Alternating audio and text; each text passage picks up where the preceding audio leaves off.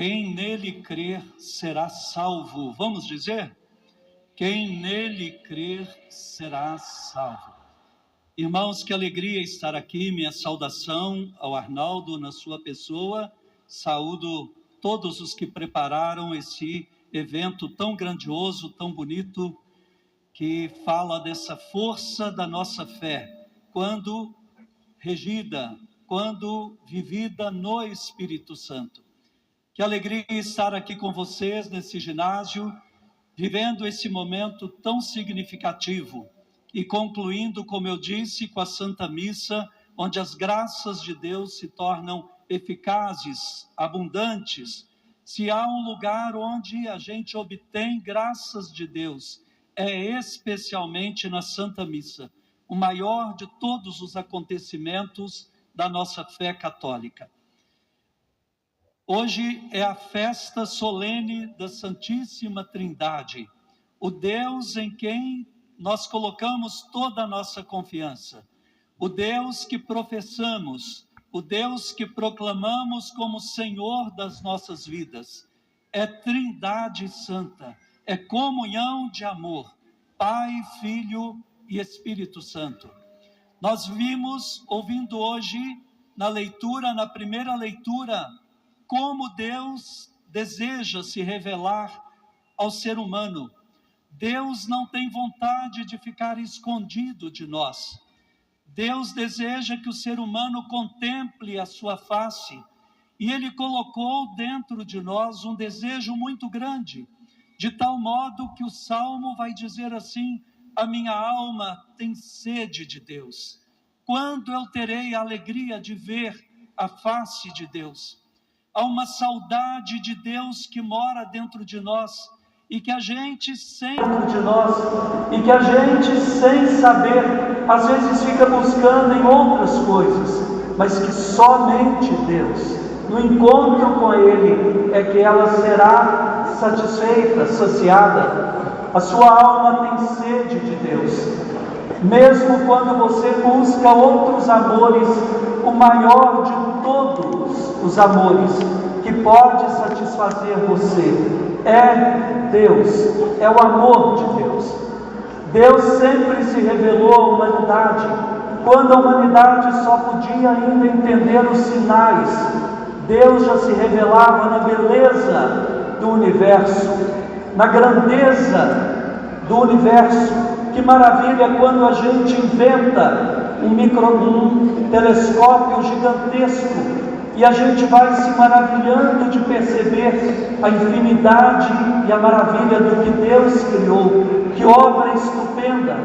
Quando o ser humano inventa um microscópio que é capaz de ver até o átomo, a gente se maravilha.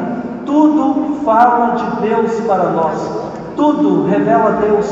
Quando a gente olha a natureza, um animal bonito, uma flor encantadora, uma criança, tudo fala de Deus.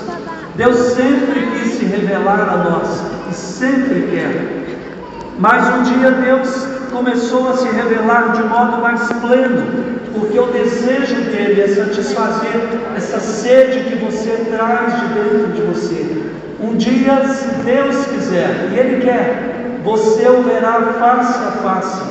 E então você vai se compreender, você vai entender tudo, você vai ser feliz como jamais pensou que fosse capaz, como São Paulo fala, o que os olhos humanos jamais viram, os ouvidos jamais escutaram, a mente humana foi capaz de imaginar. Deus preparou para aqueles que o amam e que o buscam de verdade.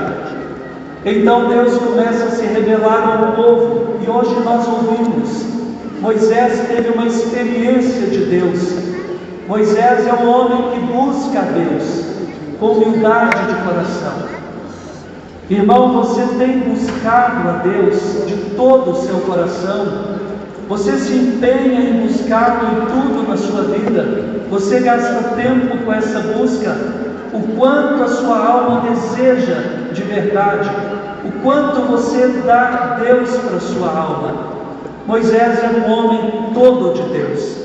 E ao final quase da sua jornada, ele tem uma experiência linda que ouvimos hoje na palavra.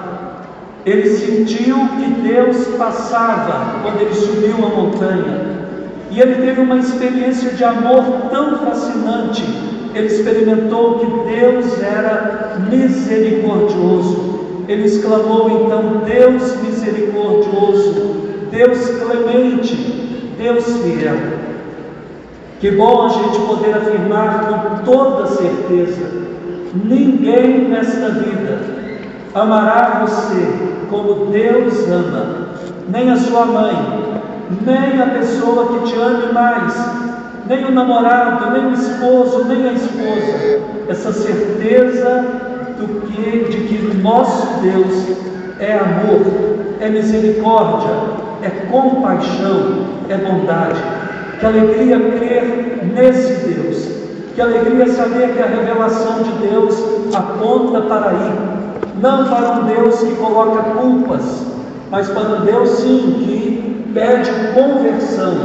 Culpas fazem a gente adoecer, conversão liberta para o amor, conversão sim, culpas não. Deus não quer um povo arrastando correntes, culpados, cheio de complexos, mas quer um povo convertido ao seu amor, um povo que vença a cabeça dura, como Moisés falou: Senhor, apesar de sermos um povo de cabeça dura, o Senhor se revela amor, misericordioso e fiel. Senhor, vence a minha cabeça dura. Vamos pedir isso? Senhor, vence a minha cabeça dura. Aliás, irmãos, o que Jesus mais condenou no povo dele era a cabeça dura, o coração duro. Nós somos assim. Apesar de tudo, Deus não desiste de nós, e Ele continua se revelando. Deus vai se revelando pelos profetas, Deus vai se revelando pela lei, e então chega o tempo marcado por Ele, a plenitude dos tempos, e Ele envia o seu Filho nascido de uma mulher. Deus agora vai se revelar por inteiro, do modo como o ser humano pode compreender. Agora Ele se revela em Jesus Cristo. Jesus nasce, Ele é a imagem e semelhança nossa, mas ao mesmo tempo Ele é a imagem e semelhança do próprio Deus. Agora nós compreendemos que, apesar de Moisés ter recebido um nome misterioso de Deus, impronunciável, que os judeus não podiam pronunciar, agora Deus nos dará o nome de Jesus Cristo, para que nós o conheçamos, para que nós pronunciemos com toda a fé do nosso coração. Jesus Cristo será o nome. Jesus, Deus salva, Deus Salvador, será o nome a ser pronunciado. A pessoa de Deus se revelará em Jesus Cristo. Quem me viu, viu o Pai. Um dia lhe dirá a Filipe: quem me conhece vai conhecer o Pai. Em Jesus, então, nós compreendemos o Deus em quem acreditamos. Com Jesus, nós entendemos finalmente que Deus é Pai, e que o Pai tem um Filho, e que é também Espírito Santificador, Espírito Santo. Portanto, nosso Deus é uma trindade, 3 pessoas num único Deus, um só Deus, mas 3 pessoas distintas, comunhão de amor. Por que a igreja celebra essa identidade de Deus? Porque a nossa identidade de católicos, de cristãos, depende profundamente da compreensão da identidade do nosso Deus. Deus é comunhão de amor. Vamos dizer isso? Deus é comunhão de amor. Por isso que a gente diz que Deus é unidade. Deus é uno. Uno quer dizer tão unido, tão coeso, que em Deus não há separação. Embora 3 pessoas, é um só Deus. Tudo que diz respeito ao Pai, nós entendemos e aplicamos também ao Filho e ao Espírito Santo. Deus não se confronta, Deus, pelo contrário, quanto mais Deus se une, mais Deus ama, mais Deus manifesta o seu poder. É um poder que vem dessa união, dessa unidade que Deus é. E eu dizia que é muito importante a gente compreender, porque nós só seremos a igreja que Deus aceite, que Deus deseja de verdade, se nós formos uma igreja comunhão de amor. Nós precisamos ser uma igreja comunhão de amor. Vamos dizer isso? Nós precisamos ser uma igreja comunhão de amor. Hoje, na segunda leitura, Paulo falou isso, que a gente deve lutar para manter a unidade do amor entre nós, que nós devemos ser uma igreja tão à semelhança da Santíssima Trindade, que o mundo, vendo como a gente é unido, como a gente se ama, o mundo creia. Irmãos, prestem atenção nisso. Se tem um pecado que atinge a credibilidade da igreja, é a falta de unidade, de união. Se tem um pecado que o demônio usa para fazer a gente perder, se enfraquecer, é a falta de unidade. O nome do demônio, o nome deles, diabo, em grego, diabolos, traduzido, significa aquele que divide. Onde entra a divisão, aí entra o enfraquecimento. Onde entra a divisão, aí a fé corre risco muito sério. Hoje vocês refletiram aqui que há um só nome pelo qual nós possamos ser salvos, que é Jesus Cristo. O único nome dado aos homens, às mulheres, para que possam invocar de fato e serem salvos. Sim, o nome dele é Jesus Cristo. Mas esse nome só será invocado de modo apropriado à medida que for invocado em comunhão de amor. Não adianta uma pessoa pensar que vai alcançar graças de Deus se ela vive a divisão, se ela abre o seu coração para aquilo que faz a igreja enfraquecer. O livro dos Atos dos Apóstolos vão mostrando para a gente os milagres à medida que a pregação dos apóstolos vai crescendo, aqueles milagres físicos, cura de doente, aqueles milagres espetaculares, eles vão diminuindo. Por quê? Porque não serão mais tão necessários. Porque agora o grande milagre do cristianismo, que vai arrastar milhões de pessoas, será o milagre moral do amor. O amor é o grande milagre que cura o mundo. Não são curas físicas, porque uma pessoa pode ter uma doença curada, mas se ela promove divisão, ela está profundamente enferma. Se ela é uma pessoa que divide, ela está profundamente doente, e o milagre físico não poderá salvá-la. O milagre moral do amor passou a arrastar multidões, porque eles diziam: vejam como eles se amam, vejam como eles se amam. E aquilo era o motivo de muitos quererem se reunir agora como igreja. A grande pergunta para nós que hoje pronunciamos o nome de Jesus como o único nome pelo qual possamos ser salvos, a uma grande pergunta para nós que somos a igreja do Pai, do Filho e do Espírito Santo, Santíssima Trindade, comunhão de amor, é pela unidade.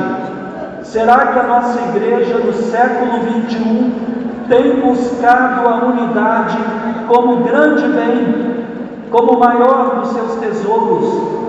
Porque onde uma família está desunida, disse Jesus, ela não subsiste. Uma família desunida, ela cairá. Um reino desunido, Jesus havia dito, ele cairá. Irmãos, nunca foi tão necessário que a nossa igreja, olhando para a Santíssima Trindade, comunhão de amor, ela entenda que a comunhão entre nós, a unidade entre nós, é fundamento do testemunho no século XXI. Ninguém vai querer participar de uma igreja dividida. É questão de tempo se nós insistirmos em certos caminhos.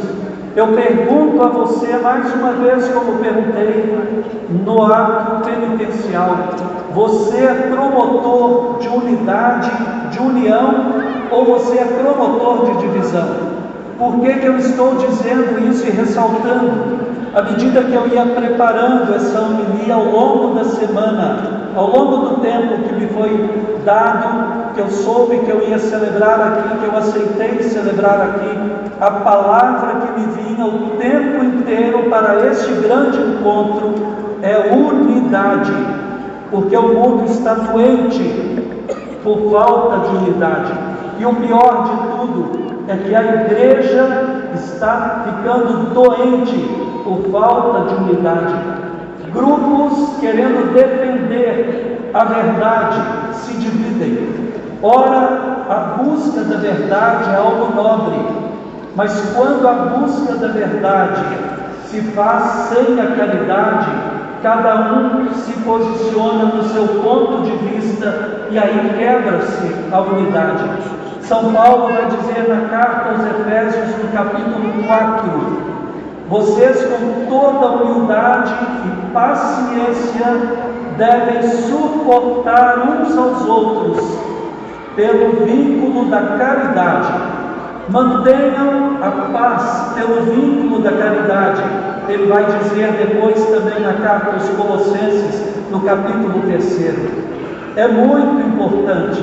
O nosso testemunho está agora colocado frente a frente com a questão da unidade, porque hoje nós temos a grande mídia que vai promovendo inúmeras opiniões.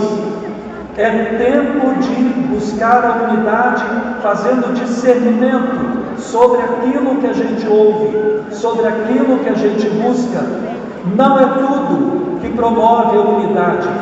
Às vezes, em nome de uma certa busca de verdade, se quebra a unidade da igreja, porque não se buscou a unidade, mantendo acima de tudo a caridade, que é a perfeição, o vínculo da unidade entre nós. Então, levem, por favor, em consideração, quando formos agora comungar, nós comungaremos o corpo de Cristo, a Eucaristia, que nos mantém unidos a Ele, mas unidos entre nós. Ninguém pode comungar o corpo de Jesus se promove a unidade, porque come a sua própria condenação, disse São Paulo. Aqueles que promovem a falta de unidade, quando comungam o corpo do Senhor, estão comungando a sua própria condenação, porque romper a unidade do corpo de Cristo é dos pecados mais graves que alguém possa cometer.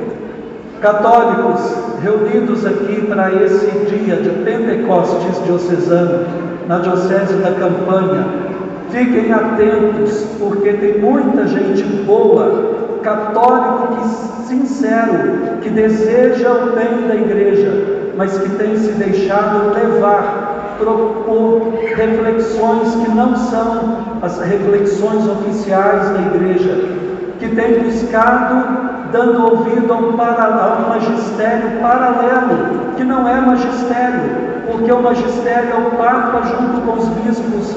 Nem o padre, por exemplo, pode dizer algo válido se ele não disser junto com o bispo dele, ainda que ele seja muito inteligente, mas se ele estiver desunido do seu bispo, ele fere a unidade, inclusive desrespeitando o magistério.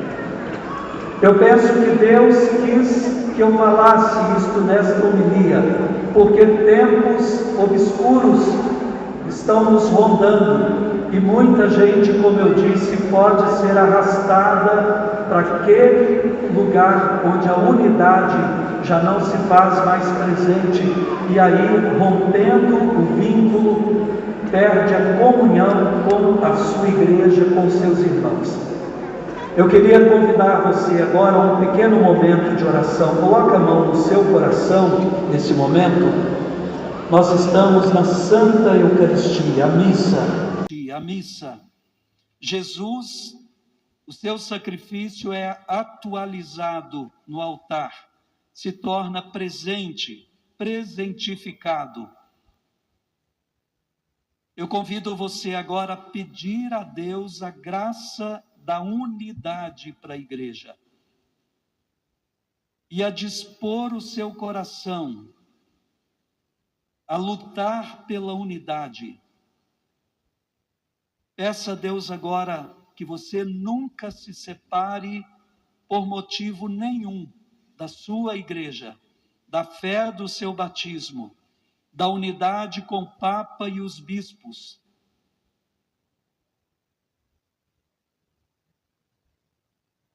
Pede a Deus agora sabedoria para interpretar os sinais dos tempos, para saber ouvir a voz somente que convém ser ouvida, e não qualquer voz.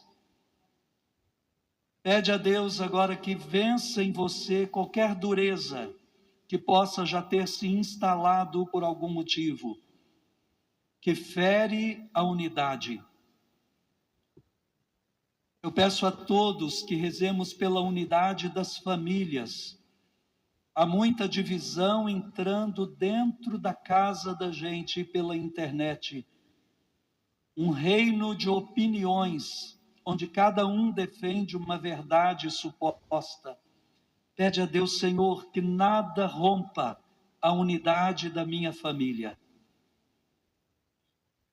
Agora peça também pela unidade da sua comunidade, do grupo de oração, do movimento que você participa. Senhor, eu não permitirei comungar com coisas que dividem. E agora rezemos pela unidade da igreja. Estejamos unidos ao Papa Leão, ao Colégio dos Bispos no mundo inteiro, o Colégio Universal dos Bispos. Reze pela unidade entre o seu bispo e você. Você com o bispo, passando pelo padre da sua paróquia, os diáconos, as religiosas. Senhor, que nós vos conheçamos mais, unidade de amor, comunhão de amor. Vence em nós toda a armadilha contra a unidade do amor, a fim de que Jesus seja o Senhor de nossas vidas, a fim de que ninguém nos domine pela divisão. Eu peço para rezarmos agora, finalmente, pelo Brasil, um país tão bom, mas tão dividido. O diferente não é nosso inimigo, não precisa ser. O adversário não é nosso inimigo, não precisa ser. O contraponto não faz mal, é necessário para questionar. Reze pelo Brasil, marcado pela violência, pela divisão, pelos interesses secundários.